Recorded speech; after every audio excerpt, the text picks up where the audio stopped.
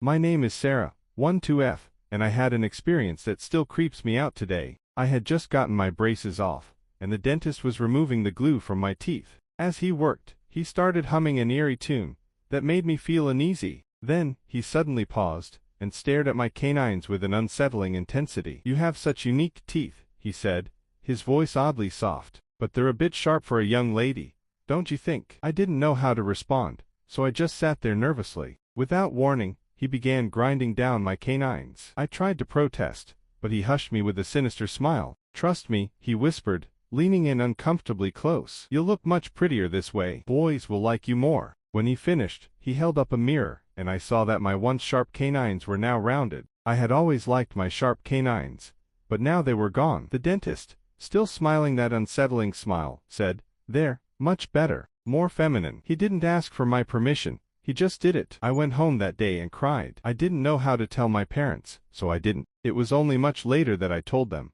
but by then it was too late to do anything about it. I was 12, so I don't blame myself, but I wish I had stood up for myself. At school, I was a pretty average kid. I enjoyed reading, hanging out with my friends, and playing soccer. I wasn't particularly popular, but I had a close-knit group of friends who I trusted. We spent our weekends at each other's houses, watching movies, and trying out new baking recipes. My best friend, Emily, noticed something was off as soon as the letters started arriving. A few months after the dental incident, I started getting anonymous letters. At first, they seemed harmless, filled with compliments about my appearance, especially my smile. But soon, the letters got creepy, mentioning details about my life that only someone close to me would know. They mentioned the books I was reading, the games I played with my friends, and even specific conversations I had with Emily. One evening, I found a small package on my doorstep. Inside was a necklace with a tooth pendant, one that looked exactly like my old sharp canines.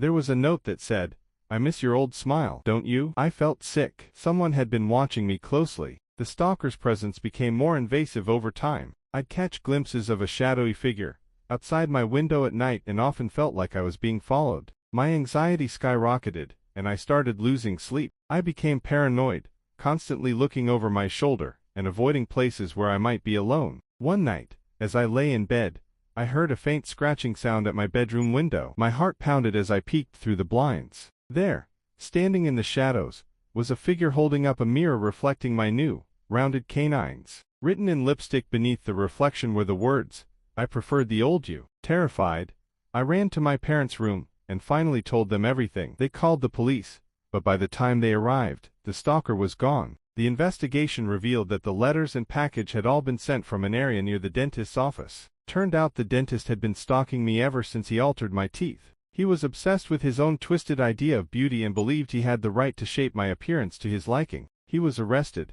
and I finally felt some sense of safety return to my life. Even though he was gone, the incident left deep scars. I still check my windows at night and avoid going out alone. The experience taught me the importance of standing up for myself and being aware of the disturbing lengths some people will go to control others. I hope sharing my story helps others recognize the signs of obsession and encourages them to speak out before it's too late.